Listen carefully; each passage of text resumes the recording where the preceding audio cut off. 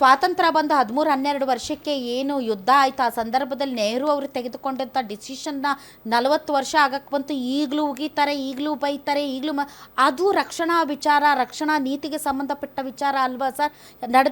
ಇಷ್ಟು ದಿನ ನಡೆದಂತಹ ಯುದ್ಧಗಳ ವಿಚಾರದಲ್ಲಿ ಆಯಾ ಸರ್ಕಾರಗಳು ತೆಗೆದುಕೊಂಡಂಥ ತಪ್ಪು ನಿರ್ಧಾರಗಳಾಗಿರ್ಬೋದು ಅಥವಾ ಸೇನಾ ಮುಖ್ಯಸ್ಥರುಗಳಿಗೆ ಸರಿಯಾದಂತಹ ನಿರ್ಧಾರವನ್ನು ತೆಗೆದುಕೊಳ್ಳುವಂತಹ ಒಂದು ಹಕ್ಕನ್ನು ಕೊಟ್ಟಿಲ್ಲ ಅನ್ನೋದಾಗಿರ್ಬೋದು, ಸೈನಿಕರು ಶಸ್ತ್ರಾಸ್ತ್ರಗಳಿಲ್ಲದೆ ಒದ್ದಾಡಿದಂಥ ವಿಚಾರ, ಅದ್ರ ಬಗ್ಗೆ ಎಲ್ಲ ಚರ್ಚೆ ನಡೀತಾ ಇದೆ. ಸೊ ಆವಾಗ ರಕ್ಷಣಾ ನೀತಿಯ ಬಗ್ಗೆ ಮತ್ತು ಭದ್ರತೆಯ ವಿಚಾರಕ್ಕೆ ಥ್ರೆಟ್ ಅನ್ನೋದ್ರ ಬಗ್ಗೆ ಯಾರಿಗೂ ಆಕ್ಷೇಪ ಇರಲಿಲ್ಲ. ಆದರೆ ಈಗ ನಡೆದು ಹೋದಂಥ ಇತಿಹಾಸದಲ್ಲಿ ಆದಂಥ ವಿಚಾರಕ್ಕೆ ಈಗ ಒಂದು ಥ್ರೆಟ್ ಬಗ್ಗೆ ಮಾತಾಡ್ತಾ ಇದ್ದೀವಿ. ಥ್ರೆಟ್ ಏನಿಲ್ಲ ಮೇಡಮ್. ಈಗ ಅವರೇನು ಎಂ ನರವಣೆ, ಮನೋಜ್ ಮುಕುಂದ್ ನರವಣೆ ಅವರು, ಮಾಜಿ ಸೇನಾ ಮುಖ್ಯಸ್ಥರು ಜನರಲ್ ನರವಣೆ ಅವರು ಬರೆದಿರೋಂಥ ಪುಸ್ತಕ 4 ಸ್ಟಾರ್ಸ್ ಆಫ್ ಡೆಸ್ಟಿನಿ ಏನಿದೆ, ಅದು ನೀವು ಯಾಕೆ ಅದು ಪ್ರಕಟಣೆಗೆ ಅವಕಾಶ ಕೊಟ್ಟಿಲ್ಲ ಅನ್ನೋ ರೀತಿಯಲ್ಲೇ ಒಂದು ಚರ್ಚೆ ಆಗಿದೆ.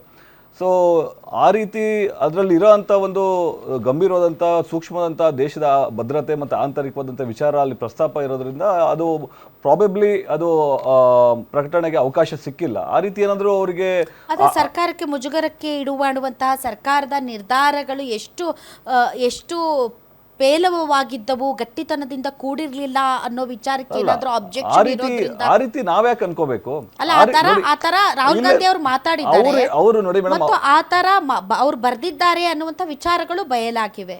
ಈಗ ಅವ್ರು ಪ್ರಸ್ತಾಪ ಮಾಡಿದಾದ್ರೂ ಒಂದು ಯಾವುದೋ ಆಯ್ದ ಭಾಗನ ತಗೊಂಡು ನಾನು ಪ್ರಸ್ತಾಪ ಮಾಡಬೇಕು ಅಂತೇಳಿ ರಾಹುಲ್ ಗಾಂಧಿ ಅವರು ಹೊರಟಿದ್ದು. ಅದು ಯಾವ ವಿಚಾರಕ್ಕೆ? ತೇಜಸ್ವಿ ಸೂರ್ಯ ಅವರು ಈಗ ಕಾಂಗ್ರೆಸ್ ಏನು 10 ವರ್ಷದ UPA ಗೌರ್ಮೆಂಟ್ನ ಸರ್ಕಾರನ ಅವರು ಒಂದು ರೀತಿಯಲ್ಲಿ 10 ವರ್ಷ ನಮ್ಗೆ ಯಾವುದೇ ರೀತಿ ಏನೂ ಸಹ ಬದಲಾವಣೆನೇ ಆಗಲಿಲ್ಲ. ದೇಶದ್ರೋಹಿ ಅಂತಂದ್ರೆ ಅವರು ಇಲ್ಲ, ದೇಶದ್ರೋಹಿ ಹೇಳಿಲ್ಲ, ಇಲ್ಲ ಅವ್ರು ಹೇಳಿದ್ದು ಕಳೆದು ಹೋದ ಅವಕಾಶಗಳ ದಶಕ ಅಂತ ಹೇಳಿದ್ರು. ದೇಶದ್ರೋಹಿ ಕಾಂಗ್ರೆಸ್ ಅಂತಾನೆ ಹೇಳಿದ್ರು ಅವರು. ಆಮೇಲೆ ನಿಮ್ಮ 10 ವರ್ಷದಲ್ಲಿ ಭಯೋತ್ಪಾದನೆ ಮತ್ತೆ ನಕ್ಸಲ್ ಬಗ್ಗೆ ಮೃದು ಧೋರಣೆ ಇತ್ತು ಅಂತ ಹೇಳಿ ಇದನ್ನ ಉಲ್ಲೇಖ ಮಾಡಿದ್ರು. ಈ ಒಂದು ಘಟನೆ, ಈ ಒಂದು ಅವರ ಹೇಳಿಕೆನ ಸದನದಲ್ಲಿ ರಾಹುಲ್ ಗಾಂಧಿ ಅವರು ನರವಣೆ ಅವರ ಪುಸ್ತಕನ ಅವರು ಉಲ್ಲೇಖ ಮಾಡ್ತಾ ಪ್ರಸ್ತಾಪ ಮಾಡಿದ್ರು. ಅಲ್ಲಿ ಪ್ರಸ್ತಾಪ ಮಾಡೋಂಥ ವಿಚಾರ ಏನು ಅಂತಂದ್ರೆ, ಅವ್ರು ಹೇಳಿದ್ದು ಏನು, ಅಲ್ಲಿ 2020 ಜೂನ್ 15-16ಕ್ಕೆ ಸಂಘರ್ಷ ಆಗಿತ್ತು. ಆಗಸ್ಟ್ 30 ತುಂಬಾ ಖುಷಿ ಆಗ್ತಾ ಇದೆ. ಯಾಕೆಂದ್ರೆ ಇವತ್ತು ಎಷ್ಟೋ ಜನ ಮಹಿಳೆಯರು ಹೇಳ್ತಾ ಇದ್ರು, ನನಗೆ PCOD ಪ್ರಾಬ್ಲಮ್ ಇತ್ತು ಸರ್, ಥೈರಾಯ್ಡ್ ಪ್ರಾಬ್ಲಮ್ ಇತ್ತು ಸರ್, ಆರಾಮಾಗಿ ನಾನು ಸಣ್ಣ ಆದೆ ಸರ್, ತುಂಬಾ ಥ್ಯಾಂಕ್ ಯು ಅಂತ ಎಷ್ಟೋ ಜನ ಹೇಳ್ತಾ ಇದ್ರು. ನಿಮಗೆ PCOD ಪ್ರಾಬ್ಲಮ್ ಇರಲಿ, ಥೈರಾಯ್ಡ್ ಪ್ರಾಬ್ಲಮ್ ಇರಲಿ, 100% ನೀವು ಸಣ್ಣ ಆಗಬೇಕು, ಆರೋಗ್ಯದಲ್ಲೂ ಸಮೇತ ತುಂಬ ಚೇತರಿಕೆ ಆಗಬೇಕು ಅಂದರೆ ಪ್ರತಿದಿನ ನಮ್ಮ ಜೀನಿ ಸ್ಲಿಮ್ನ ಯೂಸ್ ಮಾಡಿ. ಯಾಕೆಂದರೆ ಜೀನಿ ಸ್ಲಿಮ್ಮು ಒಂದು ಉತ್ತಮ ಆಹಾರ.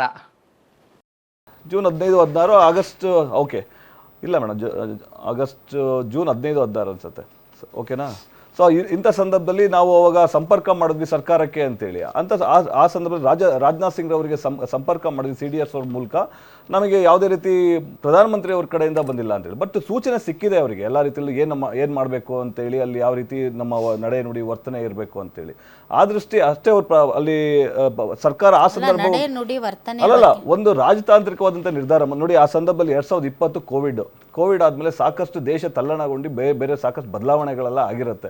ಈ ಒಂದು ಬೇರೆ ಯಾಕೆ ಈ ವಿಚಾರ ಇಷ್ಟೊಂದು ತುಂಬ ಪ್ರಮುಖ ಅಂತ ಅನಿಸುತ್ತೆ ಪ್ರದೀಪ್ ಅವರೇ ಅಂತಂದರೆ, ನಾವು ನರೇಂದ್ರ ಮೋದಿ ಅವರನ್ನು ನೋಡ್ತಾ ಇರುವಂತಹ ರೀತಿ ಯಾಕೆ ಅಂತಂದರೆ, ಘುಸ್ಕೆ ಮಾರೆಂಗೆ ಅಂತ ಸರ್ಜಿಕಲ್ ಸ್ಟ್ರೈಕ್ ಆಗಿರ್ಬೋದು, ಆಪರೇಷನ್ ಸಿಂಧೂರ್ ಆಗಿರ್ಬೋದು, ಈ ಎಲ್ಲ ಸಂದರ್ಭದಲ್ಲಿ ನಾವು ನಮ್ಮ ಪ್ರಧಾನಮಂತ್ರಿಗಳನ್ನು ಕೊಂಡಾಡಿದ್ದೀವಿ. ಅವರ 56 ಇಂಚಿನ ಎದೆಯ ಶಕ್ತಿ ಸಾಮರ್ಥ್ಯಗಳ ಬಗ್ಗೆ ಹಾಡಿ ಹೊಗಳಿದ್ದೀವಿ.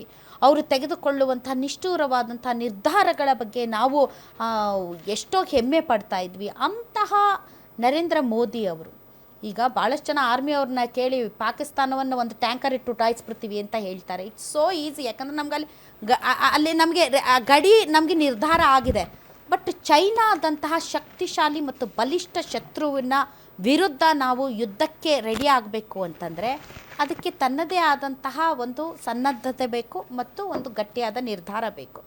ಆ ನಿರ್ಧಾರವನ್ನು ಪ್ರಕಟಿಸಲಿಲ್ಲ ನರೇಂದ್ರ ಮೋದಿ ಅವರು.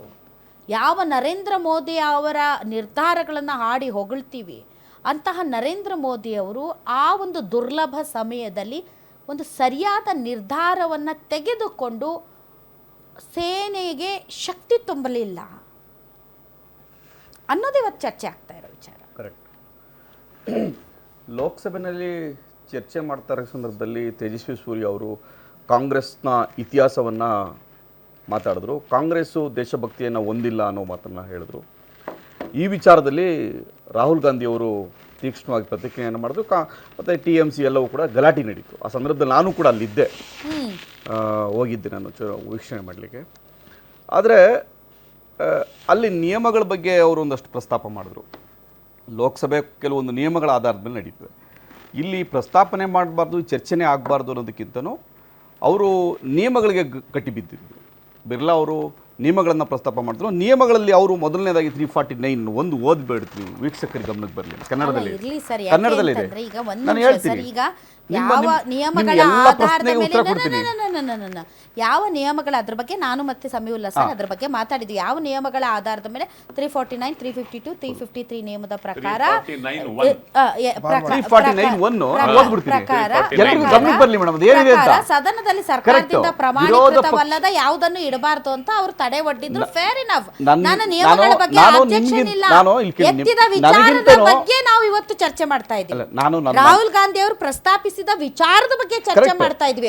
ಅವ್ರು ಆ ವಿಚಾರ ಅಲ್ಲಿ ಇಡಬೇಕಾ, ಅದು ಚರ್ಚೆ ಸದನದಲ್ಲಿ ಮಾಡಬಾರ್ದು ಅನ್ನೋದು ನಮ್ಮ ಇವತ್ತಿನ ಚರ್ಚಾ ವಿಷಯ ಅಲ್ಲ. ನಮ್ಮ ಚರ್ಚಾ ವಿಷಯ ಅವತ್ತೇನಾಯ್ತು, ಅವತ್ತು ನಿರ್ಧಾರವನ್ನ ತೆಗೆದುಕೊಳ್ಳುವಲ್ಲಿ ಮುಗ್ಗರಿಸಿದ್ರಾ ಕರೆಕ್ಟ್ ಅನ್ನೋ ವಿಚಾರ. ಕರೆಕ್ಟ್. ನೀವು ಕೇಳ್ತಾ ಇರೋ ಪ್ರಶ್ನೆ ಕರೆಕ್ಟ್ ಇದೆ. ಆದರೆ ಸಮಯವನ್ನು ನಿರ್ಧಾರ ಮಾಡಬೇಕಾದಂಥವ್ರು ಸ್ಪೀಕರ್.